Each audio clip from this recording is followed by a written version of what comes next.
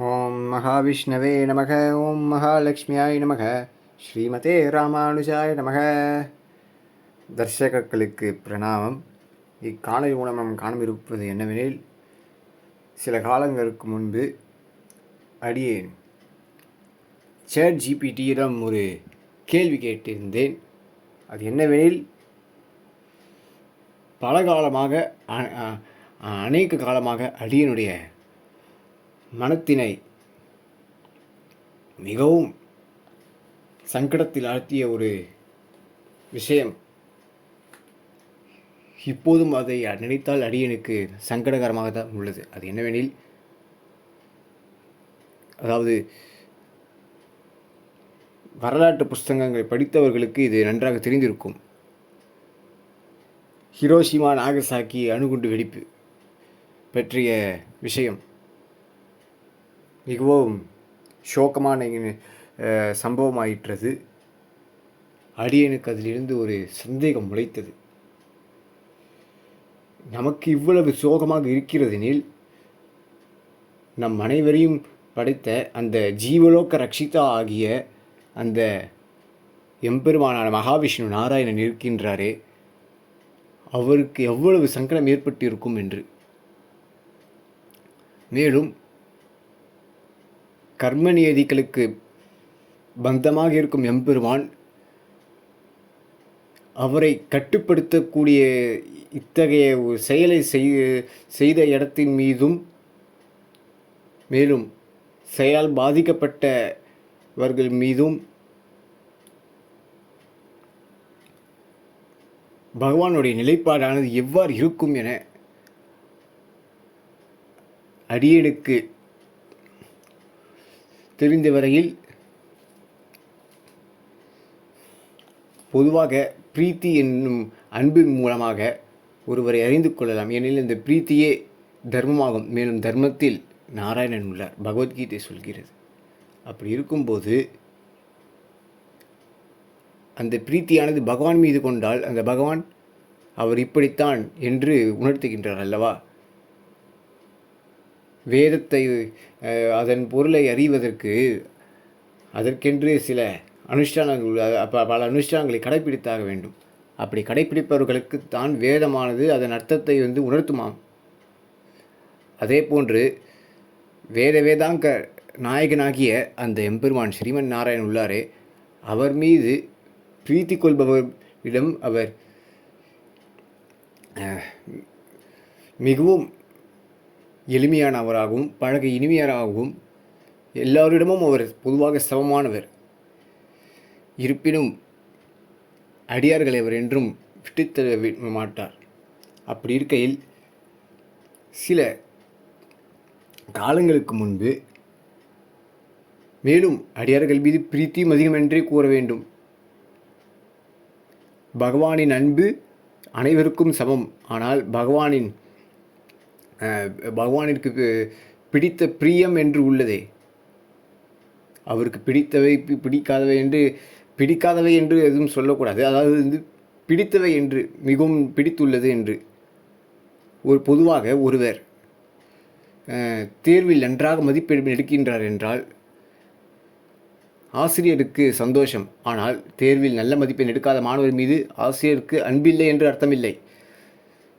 அந்த தேர்வில் நன்றாக மதிப்பெண் எடுக்கும் மாணவரை ஆசிரியருக்கு மிகவும் பிடித்திருக்கும், நிறைய பொறுப்புகள் தருவார். அவ்வாறு இருக்கையில், குறைவான மதிப்பெண் எடுக்கும் அந்த நல்ல மாணவரையும் ஆசிரியருக்கு பிடிக்காமல் போய்விடாது. மேலும் பிரீத்தி எனும் அன்பு இல்லாமல் போய்விடாது. அவ்வகையில் பார்த்தால், அங்கனம் பார்த்தால், பகவானின் பிரீத்தி அனைவருக்கும் சமம். ஆனால் அடியார்களை மிகவும் பிடிக்கும் என்றுதான் கூற வேண்டும். அவ்வகையில் பார்த்தால், கர்மநியதிகளுக்கு கட்டுப்பட்ட கர்மநியதிகளுக்கு பந்தமாகிய அந்த ஸ்ரீமன் நாராயணன் உள்ளாரே, அவருடைய நிலைப்பாடானது எவ்வாறு இருக்கும் என்று அடியனுக்கு கேட்டால், அடியனுக்கு தெரிந்த எம்பெருமான் பொதுவாக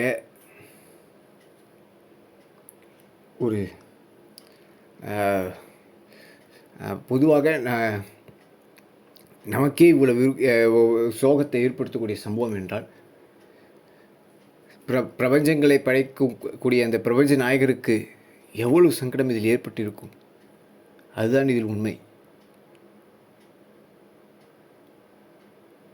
அவ்வாறு இருக்க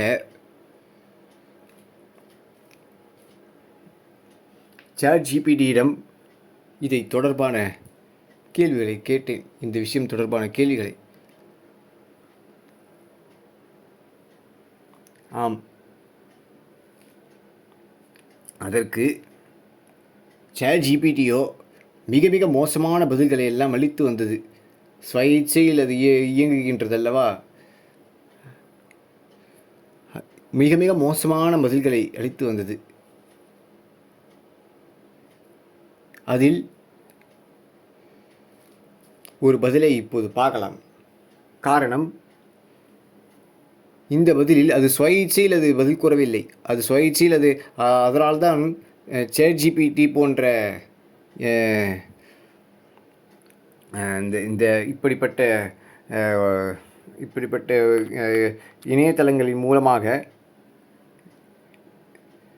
எதையும் அதன் போக்கில் அறியக்கூடாது என்று அடியன் கூற வருவதை ஸ்பஷ்டப்படுத்தும் வகையில் மட்டுமின்றி, அது மாத்திரமில்லாமல்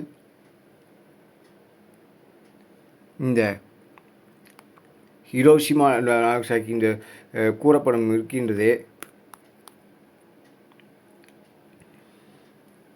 அதில் இது ஸ்லோகத்துடன் அதன் சுய இச்சையின்றி அது அடியன் குறிப்பிட்டுள்ள ஏனெனில் ஹிரோஷிமா நாகசாக்கி அணுகுண்டுகள் சம்பவத்தில் பகவான் மகாவிஷ்ணுவின் நிலையை குறித்து ஸ்லோகத்துடன் விளக்கவும் உனது சுய கருத்து இன்றி அப்படி என்று போட்டேன். அதற்கு அது அளித்த பதில் உள்ளது. சுய கருத்தின்றி அளிக்க வேண்டுமெனில் அதையும் ஒரு கண்ணியத்துடன் அது அளிக்க வேண்டும் அல்லவா? ஆனால் அதளித்த பதிலோ பகவான் மீது ஒரு வெறுப்பு வரும் வகையில் அது ஒரு பாணியில் அது பதிலளித்துள்ளது. ஸ்லோகத்தை வைத்து அதன் மூலமாக யாரும் இப்படிப்பட்ட இணையதளங்கள் மூலமாக யாரும் தவறான வழிக்கு போய்விடக்கூடாது. இதை அதாவது என்ன சொல்ல வருகிறேன், இப்படிப்பட்ட இணையதளங்கள் எதற்கு எப்படி பயன்படுத்த வேண்டும் என்ற ஒரு அனைவருக்கும் ஒரு உபாயம் கிடைக்கலாம் அல்லவா? அதற்காக கூற வருகிறேன்.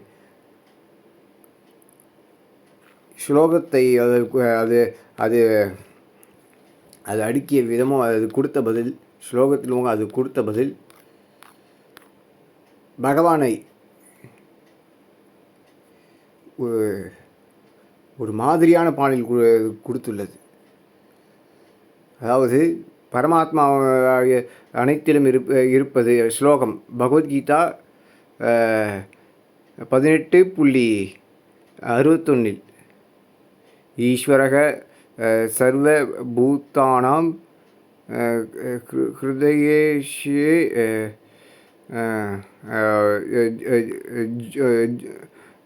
ஜூர்ன் திஷ்டதி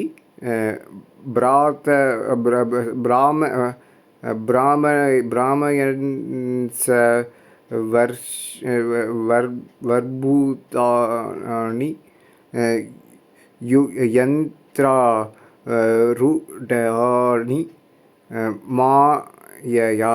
அதாவது எல்லா உயிர்களுடைய ஹிருதயத்தில் ஈஸ்வரன் மகாவிஷ்ணு எம்பெருமான் வெங்கடேஸ்வரன் நாராயணன் தெய்வம் இருக்கின்றார். அவர் மாயையின் மூலம் உயிர்களை இயக்குகிறார் என்று முதல் பொருள். சரி, அந்தர்யாமி பகவான் அனைவருக்குள்ளும் இருக்கும் அந்தர்யாமி. அழகாக உள்ளது. கர்ம விதி, செயல் பலன் சட்டம், இரண்டாவது அது அளித்த விளக்கம். பகவத்கீதையில் 4.17 என்னவெனில் கர்மணோ கிருபி கர்மணோ கிருபி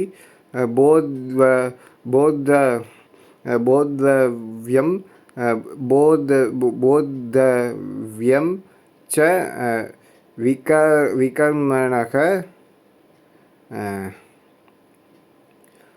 அக்க அக்கம் அகமர்ண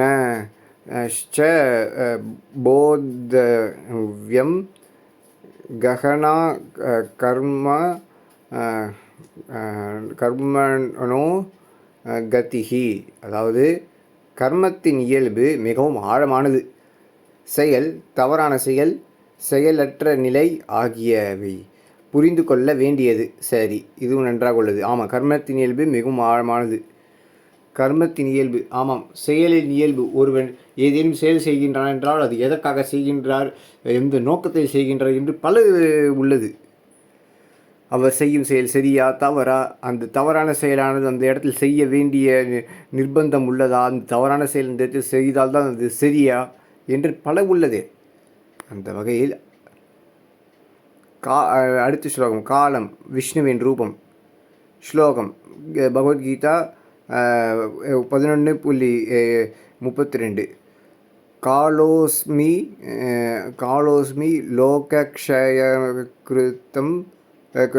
லோகக்ஷயக்ருத்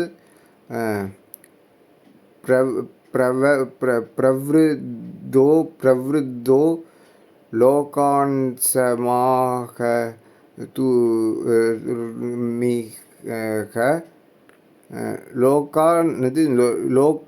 லோகான்சமாக துர்மிக பிரவருத்தக. அதாவது நான் காலம் உலகங்களை அழிக்கும் சக்தியாக வந்துள்ளேன். உலகங்களை அழிக்கும் சக்தியாக வந்துள்ளேன். இதில்தான், அதாவது நான் காலம் உலகங்களை அழிக்கும் சக்தியாக வந்துள்ளேன். அதாவது பொதுவாக இதை எப்படி புரிந்து கொள்ள வேண்டுமெனில், படைப்பு என்று ஒன்று இருந்தால் காத்தல் என்று இருக்கின்றது அல்லவா, அப்போது அழித்தல் என்று இருக்க வேண்டும். அழித்தலை எப்படி இப்போ படைப்பது, காப்பது, அழிப்பது என்பது தர்மத்தின் அடிப்படையில் உள்ளதோ, நல்ல விஷயத்தை படைப்பது, நல்ல விஷயத்தை காப்பது, தீயவற்றை அழிப்பது, நல்ல விஷயத்தில் உள்ள தீயவற்றை அழிப்பது. மேலும் நல்ல விஷயம் எப்போது வரையில் இருக்க வேண்டும், எப்போது எந்த நேரத்தில் அந்த நல்ல விஷயம் வந்தால் அது சரி, எந்த எந்த நேரத்தில் எந்த இடத்தில் அந்த நல்ல விஷயம் இருக்க வேண்டும், அப்போது அதற்கு மீறி அந்த நல்ல விஷயமானது எப்போது இடம்பெற கூடாதோ அப்போது அந்த நல்ல விஷயத்தை எப்போது முடித்து கொள்ள வேண்டும் என்று பல உள்ளதே. ஒரு உதாரணத்துக்கு பேசும்பொழுது நல்ல விஷயத்தை எந்த இடத்தில் பேசணுமோ அந்த இடத்தில் பேச வேண்டும். ஆமாம், அப்போது நல்ல விஷயத்தை பேசி கொண்டிருக்கும் போது அதை பேச வேண்டிய நேரத்தில் அதை பேசி முடிக்க வேண்டும் அல்லவா. அப்படி இருக்கும்போது நல்ல விஷயத்திற்கும் ஒரு முடிவு உள்ளது என்பது புரியுது. அப்படி இருந்தால் நன்மை இருக்கும், ஆரம்பமும் இருக்கின்றது என்றில் அதற்கு அந்தமும் இருக்க வேண்டும் அல்லவா. அவ்வாறு இருக்க நான் காலம் உலகங்களை அழிக்கும் சக்தியாக வந்துள்ளேன் அப்படினில், அந்த எம்பெருமானோ பகவான் ஸ்ரீமன் நாராயணன், மகாவிஷ்ணு எம்பெருமான், ஸ்ரீஹரி இந்த லோகங்களை படைத்துள்ளார். அவருடைய திவ்ய சங்கல்பத்தால் அவர் படைத்துள்ளார். நன்மையின் ரூபமான நாராயணன். அவ்வாறு இருக்கையில் அவருடைய சங்கல்பம் அனைத்துமே ஹிதமாக, நன்மையாகத்தான் இருக்கும். அவ்வகையில் பார்த்தால் அங்கனம் லோகத்திற்கு படைப்புள்ளது. அவரே காக்குகின்றார். பிரபஞ்சங்களை படைக்குபவர், காக்குபவர், காத்து ரட்சிக்கக்கூடியவர். அதை எப்போது தன்னிடம் ஈர்த்தி கொள்ள வேண்டுமோ அதனால்தான் பகவான் இதில் நான் உலகங்களை அழிக்கும் சக்தியாக வந்துள்ளேன் என்று குறிப்பிட்டுள்ளார். சரி, இதன் அர்த்தத்தை பார்த்துள்ளோம்.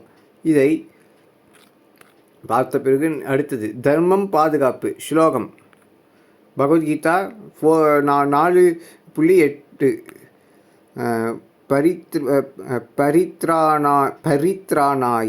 பரித்ராணாய சாதுனாம் விநாசாய ச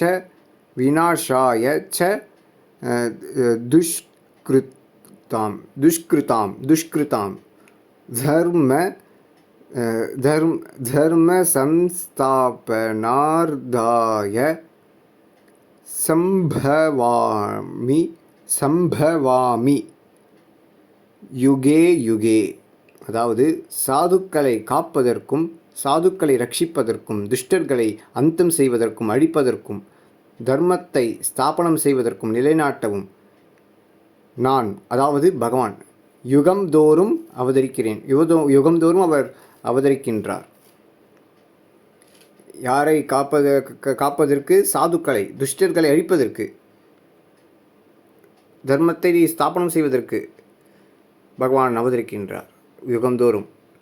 இதில் சாதுக்களை காத்தால் மட்டும் போதுமா என்று கேட்டால், சாது ரட்சணம் நடந்துவிட்டால் துஷ்டர்களை அழிப்பதற்கு, அதாவது இதில் பகவானுடைய கருணையைத்தான் நாம் கூற வேண்டும். துஷ்டர்களை அந்த பகவானே ஸ்வயம் அழிக்கின்றார் என்றால் அவர்களுக்கு என்ன பிராப்தமாகின்றது? மோட்சம், சாயுஜ்ய முக்தி என்று கூறுவார்கள். அதாவது ஸ்ரீவைகுண்டத்தில் இருக்கும் வைத்தரணி மன்னித்துவிடுங்கள் க்ஷமித்திடுங்கள் விரஜா நதியில்,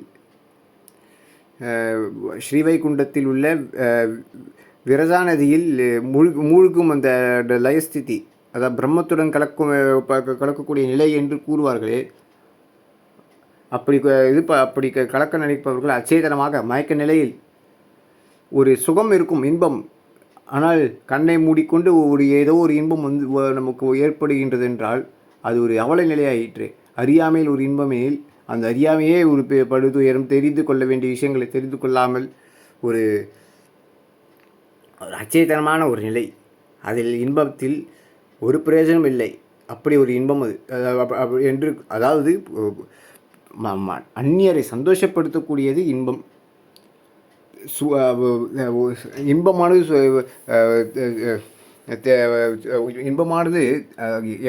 எப்பொழுது, அதாவது இதில் அடியின் விரஜா நதியில் உள்ள இன்பத்தை குறை கூறவும் கூடாது. இதில் அடியில் கூறப்படுவது என்னவெனில், சாருஷ்டி மோட்சமே உயர்ந்தது. அதாவது பகவானிடத்தில் என்றும் கைங்கரியம் செய்ய அவருடைய ஸ்வரூபத்தை அவர் நல்குவார். அந்த மோட்சமே சிறந்தது. நித்திய சூரிகளாக பகவானை தொட்டு சேவிக்கக்கூடிய சௌபாகியம் கிடைக்கும். அந்த வகையில் துஷ்டர்களுக்கு பவசாகரத்திலிருந்து விடுதலை கொடுக்கின்றார் கருணை உள்ளத்தோடு. அப்படி இதை பார்க்கணும். துஷ்டர்களை அழிப்பதற்கு என்றில் துஷ்டர்களை பகவான் துஷ்டர்களுக்கும் பகவான் கருணையைத்தான் இதில் காட்டுகின்றார். தர்மத்தை ஸ்தாபனம் செய்வதற்கு தர்மதேவனான அந்த ஸ்ரீமன் நாராயணன் அவதரிக்கின்றார். இதில் இது கொடுத்திருக்கிற சாரம் என்னவெனில், சாஸ்திர அடிப்படையில் மட்டும் அது என்ன கொடுத்திருக்கிறது, இதில் சுயக்கருத்து வரக்கூடாது என்று குறிப்பிட்டுள்ளேன். ஆனால் சாரம் குறிப்பிட்டுள்ளது. மகாவிஷ்ணு எல்லா உயிர்களிலும் உள்ள பரமாத்மா, அந்தர்யாமி பகவான். சரி, உலகத்தில் நடக்கும் நிகழ்வுகள் கர்ம விதியின் அடிப்படையில் நடைபெறுகின்றன. சரி, காலம் எனும் ரூபத்தில் விஷ்ணு உலக மாற்றங்களை அழிவுக்கு காரணமாக செயல்படுத்துகின்றார். இந்த இடத்தில் பகவானின் கருணையை, பகவானின் கர்த்தவியத்தை ஒரு எப்படி இது கூறியுள்ளது எனில், இது கூறியது நமக்கு இது எப்படி கூறியுள்ளது எனில் நமக்கு அது தெரிய வேண்டிய அவசியமில்லை. இருப்பினும் இது இந்த பாணியில் இது குறிப்பிடக்கூடாது என்றுதான் கூற வேண்டும். காலமெனும் அடிப்படையில் இந்த இடத்தில், அதாவது இந்த நன்மையான இந்த வாக்கியமானது இந்த இடத்தில் இப்படி வந்து இருக்கக்கூடாது. காலமெனும் ரூபத்தில் விஷ்ணு உலக மாற்றங்களுக்கு அழிவுக்கு காரணமாக செயல்படுத்துகின்றார். இந்த இடத்தில் இவ்வாறு வந்திருக்கக்கூடாது. காலமெனும் ரூபத்தில் விஷ்ணு உலக மாற்றங்களுக்கும் அழிவுக்கும் காரணமாக செயல்படுகின்றார். காலமெனும் ரூபத்தில், அதாவது பெருமாளோ நாராயணனும் எம்பெருமானும் கருணை இல்லம் கொண்டவர். இந்த இடத்தில் காலமெனும் ரூபத்தில் அந்த பகவான் இதை இந்த பாணியில் அணுகுவது தான் சரியாக இருக்கும். காலம் எனும் ரூபத்தில் அந்த பகவான் மகாவிஷ்ணு எம்பெருமான் துஷ்டர்கள் அழிப்பதை, துஷ்டர்களை துஷ்ட இடத்திலிருந்து வரும் அழிவுகளை கர்மநேயத்தின்படி சகித்து கொள்ளவில்லையெனில் அவர் இதில் ஏதேனும் கர்மநேயதிகளை மீறி ஏதேனும் செய்துவிட்டாரெனில் காலமெனும் ரூபத்தில் விஷ்ணு உலக மாற்றங்களுக்கும் அழிவுக்கும் காரணமாக செயல்படுகின்ற என்ற இந்த வாக்கியத்தை இவ்வாறு கூற வேண்டும் என்று கூறுகின்றேன். இதை புரிந்து கொள்ளும் வேண்டிய வண்ணமே வேறு இதில் இடம்பெற்றுள்ளது. ஆயினும் இதற்கு எம்பெருமான கிருபையோடு அடியனுக்கு இந்த விளக்கத்தை கூறுகின்றேன். அடியனுக்கு எம்பெருமான் அளிக்கக்கூடிய விளக்கங்களை கூறுகின்றேன். அதாவது காலத்திலும் இருப்பவர் நாராயணன். அப்படி இருக்கையில் பகவான் காலமெனும் ரூபத்தில் அவ்வாறு இருக்கையில் காலமெனும் ரூபத்தில் வரக்கூடிய இந்த துஷ்டர்கள் கொடுக்கக்கூடிய அழிவுகளை கர்மநியதிற்கு கட்டுப்படாமல் அவர் அந்த நியதிகளை அந்த நேரத்தில் அவர் உதாசீனப்படுத்தி அவர் ஏதேனும் செய்துவிட்டால் அதன் பிறகு அதற்கு நந்தரம் வரக்கூடிய பின்விளைவானது எவ்வாறு இருக்கும் என்று யோசித்து பார்க்க வேண்டும். அன்று ஹிரோஷிமா நாகசாக்கி அணுகுண்டு வீச்சின் போது கர்மநியதிற்கு அவர் கட்டுப்படவில்லை எனில் அந்த நேரத்தில் அந்த துஷ்டர்களை அவர் துஷ்டர்களை அந்த அழித்து அந்த இடத்தில் காப்பாற்றினாரில் அந்த இடத்தில் ஒரு பெரிய கேள்வி எழுந்துவிடும். தெய்வம் அழித்து விட்டார் என்று. அப்படி இருக்கையில் அவர்கள் இந்த ஜப்பானியர்களின் தெய்வமானவர்கள் தான் காத்துள்ளார் என்று. சரி, அப்படி எழுந்தால் பிரச்சனை இல்லை எனில் நாம் இந்த இடத்தில் பார்த்தால் பிரச்சனை அங்குதான் ஆரம்பமே ஆகின்றது. காரணம், பகவான் நாராயணனோ கருணாமூர்த்தி. அப்படி இருக்கையில் கருணாமூர்த்திற்கு பக்தி செலுத்தக்கூடிய இந்த எம்பெருமானின் தாசர்களும் தாசர்களும் அதாவது பக்தர்கள் மீது பக்தி கொண்ட பாகவதர்களும் இந்த லோகத்தில் இருப்பதும் தர்ம ஸ்தாபனத்திற்கு ஒரு மிகப்பெரிய பங்களிக்கின்றது. ஆம், அது வெளிப்படையாக மற்றவர்களுக்கு பிரத்யட்சமாக தெரியவில்லையெனில் அதற்கான அர்த்தம் அதை பார்க்கக்கூடிய அதிகாரமானது அந்நியருக்கு இல்லை என்றுதான் கூற வேண்டும். சகலருக்கும் அனைத்தும் கிடைத்து விடாது சக்திகள். அந்த வகையில் கர்மநியதிற்கு அப்பாற்பட்டு செய்துவிட்டால் மேலும்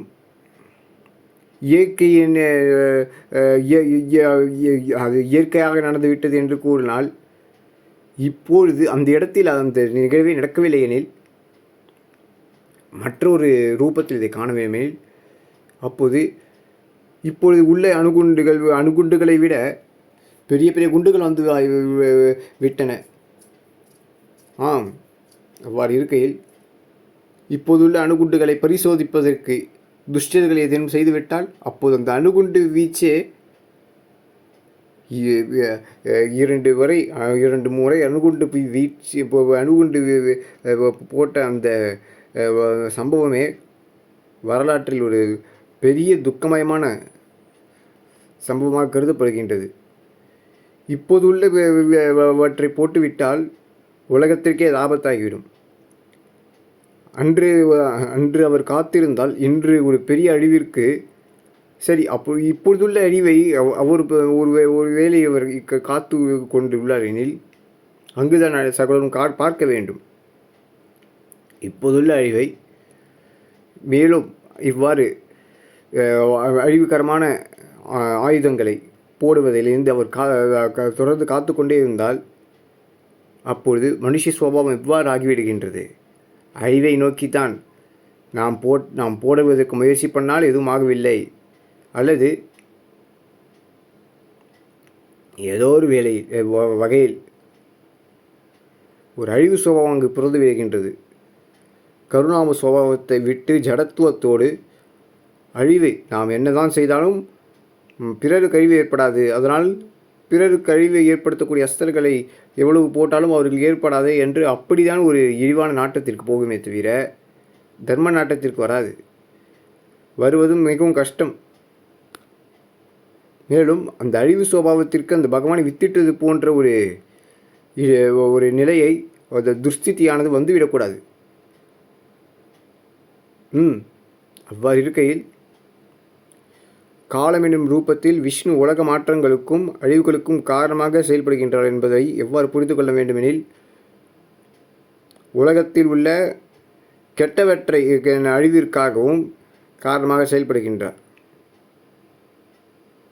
பவிஷ்ய காலத்தில் வரக்கூடிய கெட்டவற்றை தடுப்பதற்காக கர்மநியத்திற்கு கட்டுப்படக்கூடிய ஒரு ஸ்திதியில் அவர் வேதனை அனுபவித்து இருப்பது தான் சரியான வகையில் நாம் பார்க்க வேண்டும்.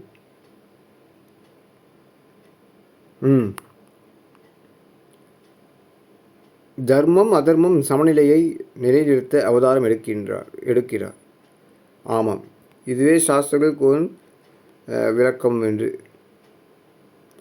அவரது மனநிலையை இதில் குறிப்பிட்ட ஸ்லோகத்துடன் என்று குறிப்பிட்டதற்கு இங்குதான் பார்க்க வேண்டும்.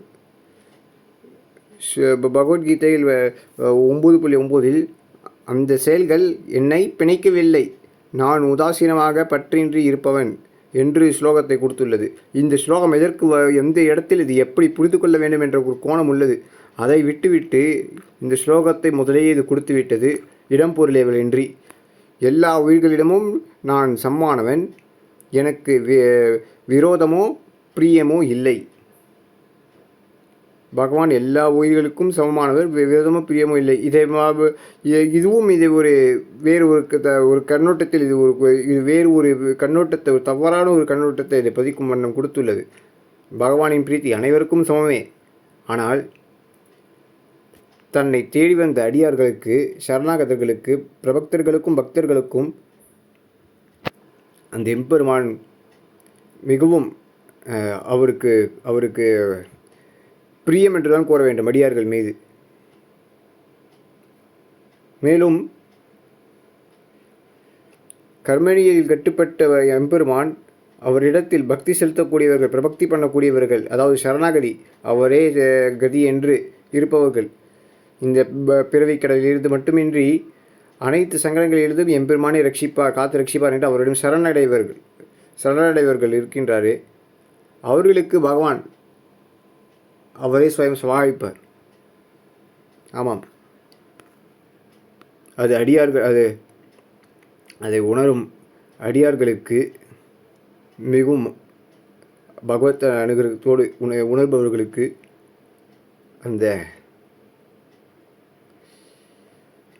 அந்த குறிப்பனையை அவர்கள்தான் சொல்ல முடியும். உணர்பவர்களுக்கு தான் தெரியும் என்று கூற வேண்டும்.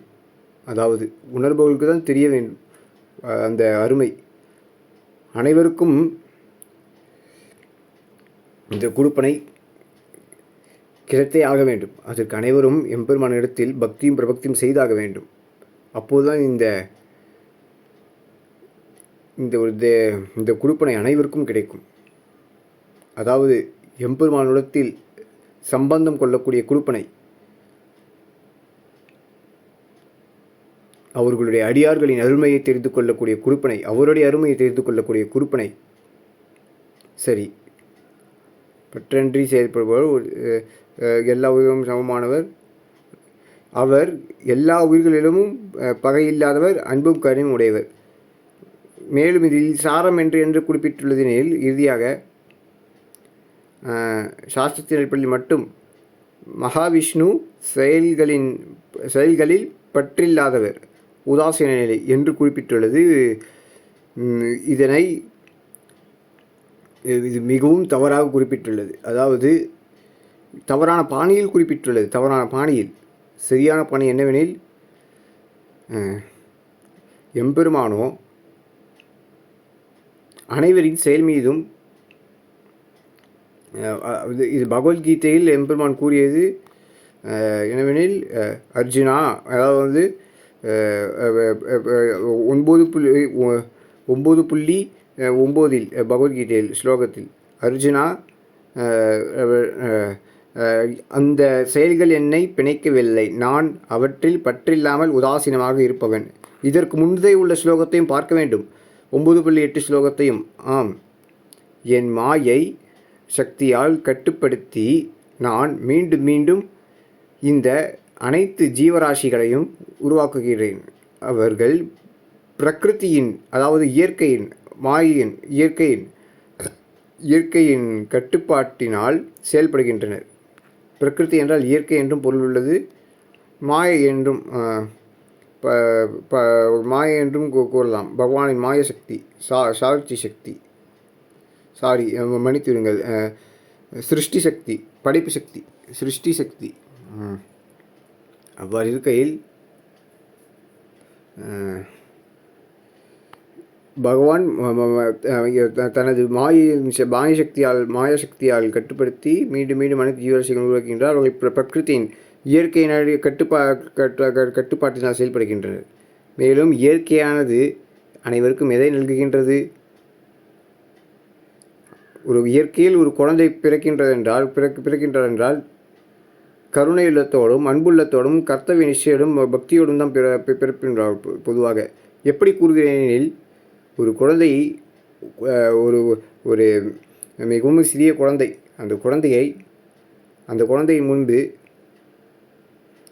மற்றொரு குழந்தையை அல்லது ஒரு எலியையோ ஒரு பூனையையோ வருத்தப்படும் அளவிற்கு ஏதாவது செய்துவிட்டால் அந்த குழந்தைக்கு கருணை பிறக்கும். அப்படி செய்யாதீர்கள் என்று அந்த குழந்தையானவர் கூறுவார். அவ்வாறு இருக்கையில் குழந்தை கௌரவத்திற்குரிய ஸ்தானத்தில் உள்ள. அவ்வாறு இருக்கையில் மேலும் இயற்கையின் அடிப்படையில் குழந்தையிடம் பகவானிடத்தில் பக்தி செலுத்த கூறினால், பகவத்கதைகளை கூறினால், குழந்தை பருவத்தில் பகவான் மீது மிகவும் பிரீத்தி கொள்ளக்கூடிய ஒரு ஸ்திதியை பெறுவார்கள். ஆதலால்தான் குழந்தை பருவத்திலிருந்தே பகவானின் பக்தியை, பகவானின் அருமையை கூறி வளர்க்க வேண்டும். ஆன்மீகத்தில் ஈடுபாடு நாட்டம் கொள்ளும் அளவிற்கு நன்றாக குழந்தை பருவத்திலிருந்தே பகவத் பக்தி, பகவத் அருமையை, பகவத் கடாட்சத்தை பற்றிய ஞானம், பகவானை பற்றிய ஞானம், பகவத் விஸ்வாசம், அதாவது பகவான் மீது நம்பிக்கை என்றும் வந்து எந்த நிலையிலும் பகவான் மீது நம்பிக்கை கொண்டிருக்க வேண்டும். நிலை எவ்வளவு மோசமாக இருந்தாலும் சரி, நிலை எப்படி இருந்தாலும் சரி, அசாத்தியமான நிலை இருந்தாலும் சரி, அல்லது நிலை நமக்கு எதிரானதாகவே இருக்கிறது எனில், அவ்வாறு இருக்கிறது அது காணல் நீராக பார்க்க வேண்டும் போன்ற உயர்ந்த தத்துவங்களை குழந்தையிடம் சொல்ல வேண்டும். ஆம், இன்று பகவானிடத்தில் நாம் ஒரு நியாயமான ஆசையை கேட்டோம், ஆசையை நாம் அவரிடம் வேண்டுதல் வைக்கின்றோமே, அது நடக்கவில்லை என்று ஏதேனும் நமக்கு வந்து சூழ்நிலையின் வசத்தில் ஏதேனும் நமக்கு அதுக்கு ஏதேனும் அப்படி தெரிய வந்தால் காணல் நீராக அதை பார்க்க வேண்டும். உண்மைதான், நம் கண்களுக்கு அது சத்தியமாகவே அது தோன்றும். அது காணல் நீர் என்பது சத்தியமாகவே தோன்றும். ஆனால் அது காணல் நீர் இல்லை என்பதை அங்கு போய் சென்று பார்த்தால்தான் தெரியும். அதே போன்று இன்று நமக்கு எது சத்தியம் என்று படுகின்றதோ, மாயை கூட சத்தியம் என்று நம்பலாம். சம்பவத்தில் நடக்கக்கூடிய ஒவ்வொரு விஷயங்களிலும் எம்பெருமானிடத்தில் வேண்டி ஒரு நியாயமான வேண்டுதல் வைக்கின்றமெனில், நாம் வைக்கக்கூடிய வேண்டுதல் தவறுள்ளது என்றாலும் அதில் உள்ள சரியின் பாணியில் அவர் அதை எவ்வாறு சரியாக நிறைவேற்றுவது என்பது, அதாவது தவறையும் அந்த தவறின் அதாவது எப்படி சொல்ல வேண்டுமெனில், இதனை பகவத் கடாட்சத்தால் தவறை புரிந்துணர்ந்து திருத்திக் கொள்ளும் வகையில் அந்த தவறையும் சரியான இடத்தில் அதை சரியாக நிறைவேற்றி விடுவார். அதை தவறாக நடைபெற மூலமாகிறார். சரியாக அது அந்த வேண்டுதல் நிறைவேறும். ஆனால் தவறாக நிறைவேறாது. கூறியது தவறான வேண்டுதலாக மனதில் உள்ளது எப்படி நிறைவேறும் என்று அது தவற உள்ள இருக்கும் அல்லவா? ஏதேனும் தவறு அந்த தவறான பாணியில் இல்லாமல் வேண்டுதல் நிறைவேறி இருக்கும், சரியாகவே நிறைவேறி இருக்கும், ஏற்றுக்கொள்ளும் வகையில் நிறைவேறி இருக்கும், அனைத்தும் சரியாகவே இருக்கும். ஏற்றுக்கொள்வார். இவ்வாறு தான் கேட்டேன், இவ்வாறே நிறைவேற்றியுள்ளார் எனில் எதுவும் குறை இருக்காது. ஆனால் அனைத்தும் சரியாக இருக்கும். அப்படியெனில் அவ்வாறு பார்த்தோமெனில்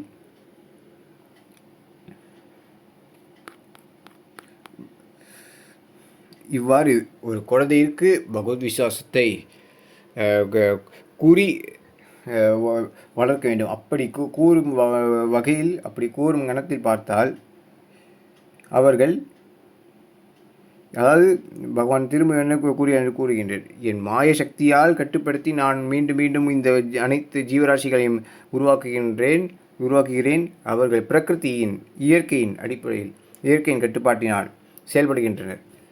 அப்படியெனில் தர்மத்தின் அடிப்படையில் தான் சென்றாக வேண்டும். இயற்கை என்பது தர்மத்தின் அடிப்படையில் செல்கின்றது. இயற்கை என்பது நமக்கு தர்மத்தை தான் நமக்கு அளித்துள்ளது. இயற்கையிலும் அந்த எம்பெருமான நாராயணனே உள்ளார். மேலும் அந்தரியாமையாகவும் உள்ளார் எம்பெருமான். அந்த வகையில் பார்த்தால் இந்த ஸ்லோகத்தை எவ்வாறு புரிந்து கொள்ள வேண்டுமெனில், அர்ஜுனா, அந்த செயல்கள் என்னை பிணைக்கவில்லை. அதாவது அவர்களுக்கு தர்மம் என்று பட்டதை எவ்வாறு ஒரு குழந்தையான அவர்கள் பெரியவர்களாக ஒரு நல்ல குழந்தையாக வளர்கின்றார்கள், இயற்கையின் அடிப்படையில் மட்டுமின்றி பகவத் கடாட்சத்தால் மிக நன்றாக அந்த குழந்தையான வளர்ந்து கொண்டு வந்துட்டு இருக்கின்றார்கள். அப்படி என்று பிரகிருத்தின் அடிப்படையில், இயற்கையின் அடிப்படையில் செயல்படுகின்றார்கள். அந்த செயல்கள், அர்ஜுனா, அந்த செயல்கள் என்னை பிணைக்கவில்லை. அவர்களுடைய பாதையில் அவர்கள் சரியாக இருக்கின்றார்கள். மேலும் பகவானிடத்தில் வராதவர்களை குறித்து சொல்ல வேண்டுமெனில், அவர்களுடைய செயலும் பகவானை பிணைக்கவில்லை என்று தான் கூற வேண்டும். அது ஒரு நான் அவற்றில் பற்றில்லாமல் உதாசீனமாக இருப்பவன் என்பதை எவ்வாறு புரிந்து கொள்ள வேண்டுமெனில், பகவானோ அந்த செயல்களின் மீது அவர்கள் தன்னிடம் வரவில்லை அல்லவா? நான் அவற்றில் பற்றில்லாமல் உதாசீனமாக இருப்பவன் தன்னிடத்தில் வரவில்லை அல்லவா? தன்னிடத்தில் எவ்வாறு ஒரு மாதா பிதா அல்லதோ குருவோ தன்னுடைய மதிப்பிற்குரிய சிஷ்யர்கள் தன்னோடு பிரீத்தி கொள்ளவில்லை எனில் எவ்வாறு ஒரு சோகம் ஏற்படுத்துமோ அதை வெளிக்காட்டும் பிரகாரம் உதாசீனமாக இருப்பது போல் உதாசீனமாகவே காட்டுவார்கள். ஆனால் உண்மையில் உதாசீனம் இருக்காது. உதாசீனமானது தென்படும். உதாசீனமாக இருக்கின்றேன் என்று காட்டுவார்கள். ஆனால் அந்த உதாசீனமும் நன்மை இருக்கு. இவ்வாறு செய்தால் என்னிடத்தில் வருவானா?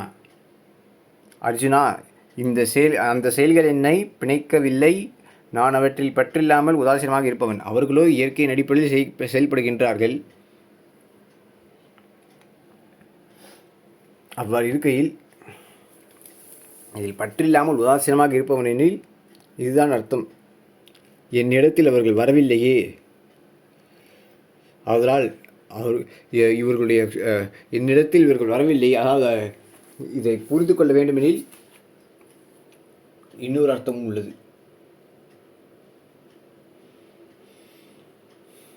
தன்னிடத்தில் வராத காரணத்தால் கர்மநியதிக்கு பந்தமாகி அவர்களுடைய சோகத்தை அவர் அனுபவிக்கின்றார். இருப்பினும் அந்தர்யாமியாக அவர்களை வழி நடத்துகின்றார். இவ்வாறு வாழ வேண்டும், அவ்வாறு வாழ வேண்டும் என்று ஊக்கம் அந்தர்யாமியாக உள்ளே இருந்து ஊக்கம் அளிக்கின்றார். வாழ வேண்டும் என்று கர்மணியில் கட்டுப்பட்டிருந்தாலும் அவர்களுக்கு அந்தர்யாமியாக அவர்களுக்கு சகாயம் புரிகின்றார் கருணையுள்ளத்தோடு. அவ்வாறு இருக்கையில் நான் அவற்றில் பற்றில்லாமல் உதாசீனமாக இருப்பவன் என்பதை எவ்வாறு புரிந்து கொள்ள வேண்டுமெனில், அவருக்கு அனைவரையுமே பிடிக்கும். அனைவர் மீதும் அன்பு கொண்டவர், கருணை உள்ளம் கொண்டவர், உலகத்திற்காக கர்த்தவிய நிஷ்டையோடு இருப்பவர். ஆம், அவ்வாறு இருக்கையில் இதை புரிந்து கொள்ள வேண்டிய விதம் இங்குதான் சற்று அனைவரும் தீவிரமாக கவனிக்க வேண்டும். அர்ஜுனா, அந்த செயல்கள் என்னை பிணைக்கவில்லை. நான் அவற்றில் பற்றில்லாமல் உதாசீனமாக இருப்பவன். என் மாய சக்தியால் கட்டுப்படுத்தி நான் மீண்டும் மீண்டும் இந்த அனைத்து ஜீவராசிகளையும் உருவாக்குகிறேன். அவர்கள் பிரகிருத்தின் கட்டுப்பாட்டினால் செயல்படுகின்றார்கள், இயற்கையின் அடிப்படையில் செயல்படுகின்றார்கள் மனுஷர்கள். அப்படியெனில் அவர்கள் நல்ல மனுஷர்கள். நல்ல மனுஷர்கள், பகவான் இடத்தில் வரக்கூடிய மனுஷர்கள் அவருக்கு பிடிக்கும். வராமல் இருந்தாலும் பகவானுக்கு கண்டிப்பாக அவர்களை விட்டு கொடுக்க மாட்டார். அவர்கள் மீது அன்பு கொண்டவர். ஆம், அவர்கள் மீது அன்பு கொண்டவர். ஜீவலோக ரட்சித்தரவர், உயிர்களை ரட்சிக்கக்கூடியவர். உயிர்கள் இருக்கக்கூடிய இந்த லோகத்தை ரட்சிக்கக்கூடியவர், ஜீவலோக ரட்சித்தர், ரட்சகரவர். அவர் இருக்கையில் என் மாயசக்தியால் கட்டுப்படுத்தி நான் மீண்டும் மீண்டும் இந்த அனைத்து ஜீவராசிகளையும் உருவாக்குகின்றேன். அவர்கள் இயற்கையின் கட்டுப்பாட்டில் செயல்படுகிறார்கள். இயற்கையின் கட்டுப்பாட்டில் அவர்கள் செயல்படுகின்றார்கள். அப்படியெனில் அவர்களுக்கு அது நன்மை. இயற்கையின் கட்டுப்பாட்டில் செயல்படுகின்றார்கள் எனில் அது அவர்களுக்கு நன்மை. தர்மத்தின் அடிப்படையில் செயல்படுகின்றார்கள், இயற்கையின் அடிப்படையில். அர்ஜுனா, அந்த செயல்கள் என்னை பிணைக்கவில்லை. தன்னிடத்தில் இருப்பவர்களும் இருக்கட்டும், தன்னுடன் பிரபக்தி கொண்டவர்கள், பக்தி கொண்டவர்கள், பக்தி கொள்ளாதவர்கள், யாராக இருக்கட்டும், அந்த செயல்கள் என்னை பிணைக்கவில்லை, அவரை ஈடுபடுத்தவில்லை. பிணைப்பினில் ஈடுபாடுதான் அர்த்தம். அவ்வாறு இருக்கையில் ஈடுபடுத்தவில்லை. அவர்கள் சுயேட்சையாக அந்த செயல்களை செய்கின்றார். நான் அவற்றில் பற்றில்லாமல் உதாசீனமாக இருப்பவன். அவர்கள் சுயேட்சையாக செய்கின்றார்கள், இயற்கையின் அடிப்படையில் இயங்குகின்றார்கள். அவர்கள் சுயேட்சையாக செய்கின்றார்கள், இயற்கையின் அடிப்படையில் நல்ல வகையில் அவர்கள் இயங்கிக் கொண்டிருக்கின்றார்கள்.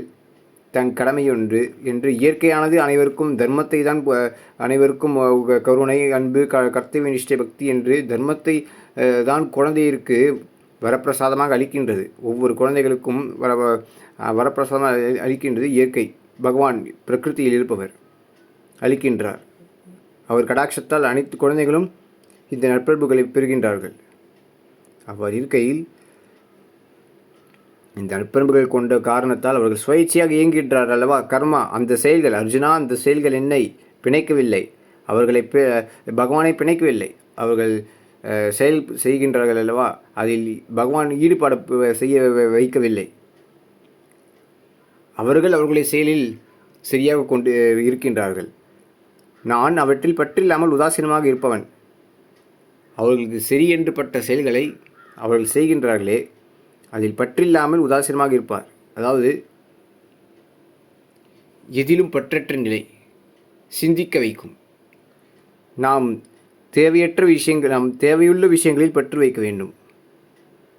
செயலில் மீது பற்று கொள்ளாதே என்றுதான் பகவான் கூறுகின்றார். புண்ணியத்தின் மீது பற்று கொள்ளாமல் அனைவருமே புண்ணியத்தின் பலனை எம்பெருமான் எடுத்து தந்துவிடலாமே. புண்ணிய காரியங்களை செய்யலாம், மற்றவர்கள் கருணையுள்ளதோடு நிறைய அளிக்கலாம், நிறைய செய்யலாம். ஆனால் செய்யக்கூடிய பிரதிபலனை அந்த பகவானுக்கு அளித்து விடலாமே. பகவானோ கர்மையில் பற்றில்லாமல் அந்த செயல்களின் மீது பற்றில்லாமல் இருக்கின்றார். மேலும் நம்மையும் அவ்வாறு இருக்க சொல்கின்றார். ஒரு செயல்களை செய்ய வேண்டும், பலனை எம்பெருமான இடத்தில் தந்துவிட வேண்டும். அதற்குத்தான் காயேன வாச்ச மனசேந்திரியர்வா புத்தியாத்மனாவா பிரகிருத்தேகே ஸ்வபாவாத் கரோமியத்து சகலம் பரஸ்மை ஸ்ரீமன் நாராயணா ஏத்தி சமர்ப்பயாமி என்ற இந்த ஸ்லோகத்தை கூறுவார்கள். அர்ஜுனா, அந்த செயல்கள் என்னை பிணைக்கவில்லை, நான் அவற்றில் பற்றில்லாமல் உதாசீனமாக இருப்பவன் என்பதை புரிந்து கொள்ள வேண்டிய ஒரு கணம் உள்ளது. இந்த கணம், இந்த விதம், ஒரு பாணி உள்ளது. இது அளித்த பாணியோ சரி கிடையாது. இது அளித்த ஒரு பாணியோ சரி கிடையாது, சரியாகவே இல்லை. பகவானோ அனைவர் மீதும் அன்பு கொண்டவர், பிரீத்தி கொண்டவர். அனைவரையும் பகவானுக்கு பிடிக்கும். ஆனால் அடியார்கள் என்றால் அவர்கள் மீது பகவானுக்கு பிரீத்தி அதிகம் என்று தான் கூற வேண்டும். அவ்வாறு இருக்கையில் பகவான் என்றும் விரும்ப மாட்டார். பாவ செயல்கள் செய்யக்கூடிய இடத்தில் பாதிக்கப்பட்டவர்கள் மீது பகவானுக்கு கருணையும் அவர் பாதிக்கப்பட்டவர்களின் நிலையை கண்ட வருத்தமும் இருக்கும். இருப்பினும் துஷ்டர்களின் செயல்கள் மீது பகவான் பிணைக்கப்படவில்லை. அதில் அவர் ஈடுபடவில்லை. தர்ம காரணத்திற்காக, கர்ம நியதிக்காக அதில் அவர் ஈடுபட்டு விட்டால் வரக்கூடிய பவிஷ்யகால எதிர்காலத்தில் வரக்கூடிய விநாசங்கள் எவ்வாறு இருக்கும் கூறினேன் அடியேன். மேலும் நற்பண்பு நாசமாகுவதோடு மட்டுமின்றி இவ்வாறு கர்ம நியதியை பகவான் நாசம் செய்தால் ஏதோ பெரிய விநாசம் நடக்கும், அதுதான் அர்த்தம். அதனால் பகவான் செய்யக்கூடிய ஒவ்வொரு செயலிலும் தர்மம் உள்ளது என்பதை புரிந்து கொள்ள வேண்டும். அதர்மம் என்பது அணுகுண்டு போட்டவர்கள் மீதே தவிர, அணுகுண்டு போட்ட இடத்தில் மீதே தவிர, இதில் பகவானும் பாதிக்கப்பட்டுள்ளார். அந்த செயல்களுக்கு சாட்சியாக இருந்து பாதிக்கப்பட்டுள்ளார். தன்னுடைய குழந்தைகள் அனைவருமே அவர்களுடைய வலி வேதனையில் பாதிக்கப்பட்டுள்ளார் என்றுதான் கூற வேண்டும். அனைத்து உயிரினங்களும், ஒரு புழு கூட எம்பெருமானுக்கு பிரியம். அனைத்து மீதும் எம்பெருமான் அன்பு கொண்டவர். அவ்வாறு இருக்கையில் ஒரு சிறு வழியும் அவரால் பொறுத்து கொள்ள முடியாது தன்னுடைய குழந்தைகளுக்கு. இருப்பினும் இந்த கர்ம நியதி என்று கூறுகின்றேன் அடியேன். பிரபக்தி செய்தால் பக்தி இந்த நியதியும் தாண்டி பகவானின் செயல்கள், ஈஸ்வர செயல்கள் எவ்வாறு இருக்க வேண்டுமென்று அவரை கூறுகின்றார்கள். உலகத்தில் அனைத்தும் கர்மாவின் அடிப்படையில் இயங்குகின்றன. அதில் தெய்வங்கள் தலையிடக்கூடாது, அதுதான் தெய்வ நியதி. ஆனால் பக்தி செய்பவர்கள், பிரபக்தி பண்ணவர்கள், சரணாகதி பண்ணவர்கள் உள்ளார்களே, அவர்களிடத்தில் பகவான் அவருடைய ஈடுபாட்டை காட்டலாம். அதுதான் தர்மம், அதுதான் கர்ம நீதியினில், தெய்வ நீதியினில் அதைத்தான் செய்தாக வேண்டும். நியதிகளை மாறினால் விநாசம் ஏற்படும் எனில் அதை செய்யக்கூடாது. நியதிகளை என்னைக்கும் என்றும் மாற்றக்கூடாது. நியதிகளை என்றும் மாறி நடக்கக்கூடாது. தர்மத்தை என்றும் உதாசீனப்படுத்தக்கூடாது. அன்று பகவான் ஸ்ரீராமச்சந்திர மூர்த்தியோ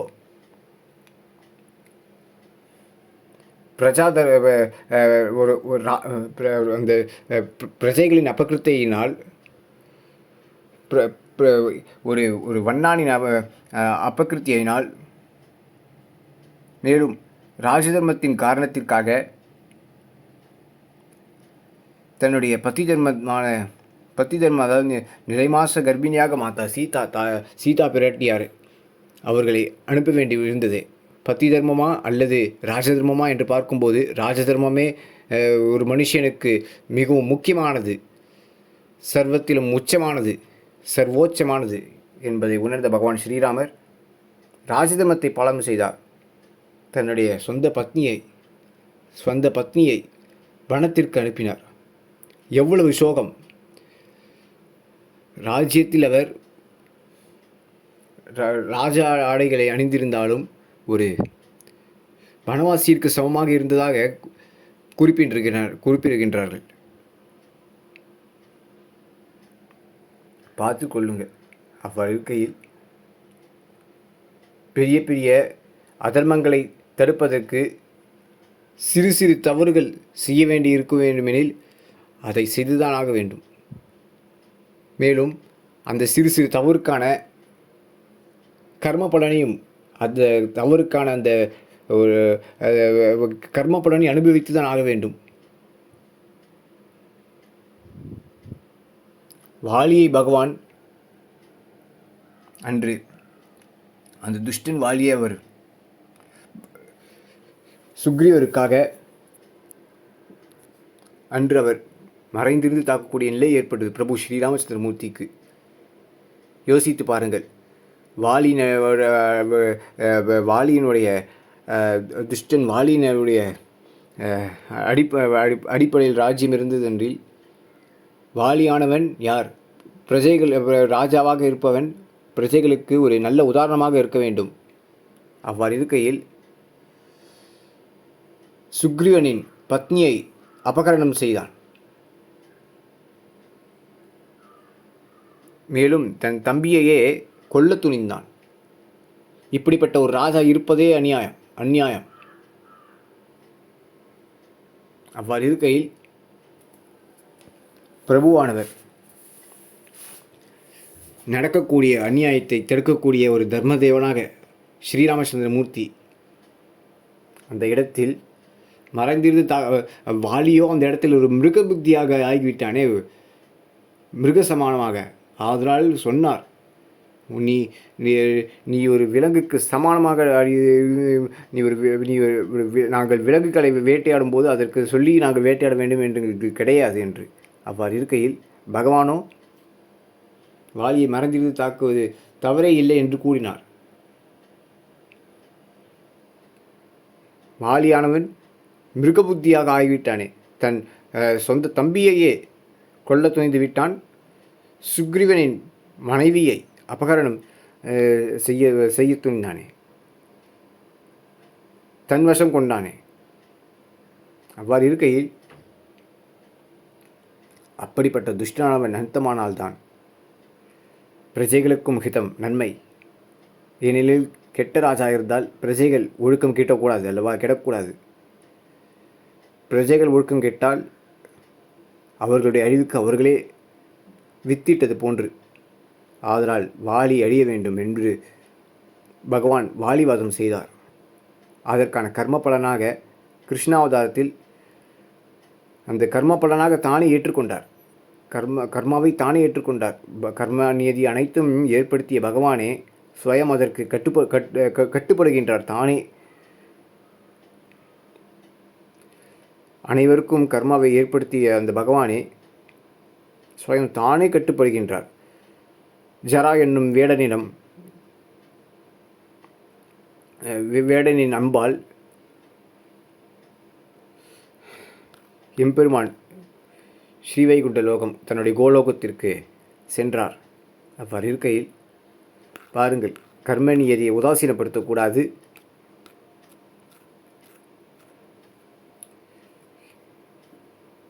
பகவானின் ஸ்தானம் மிகவும் உயர்ந்தது.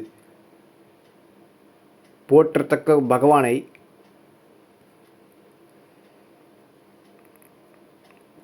இந்த ChatGPT போன்ற விஷயங்களில் நாம் பார்க்கும்போது அதனிடத்தில் கருத்துக்களை கேட்பது மிகவும் தவறு.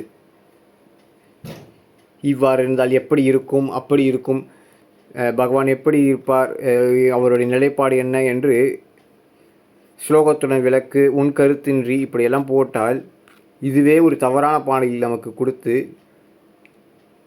நம்மை மேலும் ரோஷமாக்கக்கூடிய ஒரு செயலை செய்கின்றன இப்படிப்பட்ட இணையதளம். சரியான ஞானம் இதற்கு கொடுக்கப்படாது கூட காரணம் என்று கூறலாம். சரியான பாணியில் இது குறிப்பிடவில்லையே. பகவத் அனுகிரகம் இருந்தால்தான் பகவானை அறிய முடியும். இதிலிருந்து அனைவரும் புரிந்து கொள்ள வேண்டும்.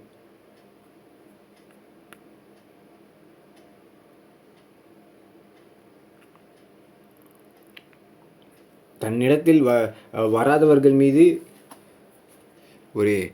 அவன்தான் என்னிடத்தில் வரவில்லையே, அவன்தான் இயற்கையின்படி அவன் நன்றாக செயல்படுகின்றான் எனக்கு என்று அவர் பற்றில்லாமல் இருக்கின்றார் எனில் அது ஒரு அன்பான ஒரு அம்மா எவ்வாறு தன் குழந்தையின் மீது அன்பான கோபம் காட்டுவார்களோ, பகவான் தவறு செய்தால் அன்பாக கண்டிப்பாரோ, அதுபோன்ற அன்பாக பகவானின் ஒரு விஷயங்களும் இருக்கின்றது. பாருங்கள், ஸ்லோகத்தை புரிந்து கொள்ள வேண்டிய அர்த்தமே எவ்வாறு உள்ளது பார்த்தீர்களா? அனைத்தும் பகவத் கிருபையே. ஜெய் ஸ்ரீமன் நாராயணா. ஓம் மகாவிஷ்ணவே நமக. ஓம் மகாலட்சுமியாய நமக. ஸ்ரீமதி ராமானுஜாய நமக. ஆச்சாரியர் கிருப்பையும் அவசியம். பகவத் கிருப்பையும் ஆச்சாரிய கிருப்பையும் ஆச்சாரிய அனுகிரகமும் பாகவத சங்கியமும் அவர்களுடைய பக்தியுமே காரணம். அனைத்து ஹிதத்திற்கும் நன்மையிருக்கும். ஜாய் ஸ்ரீராமா. ஓம் நமோ பகவதே வாசுதேவாய.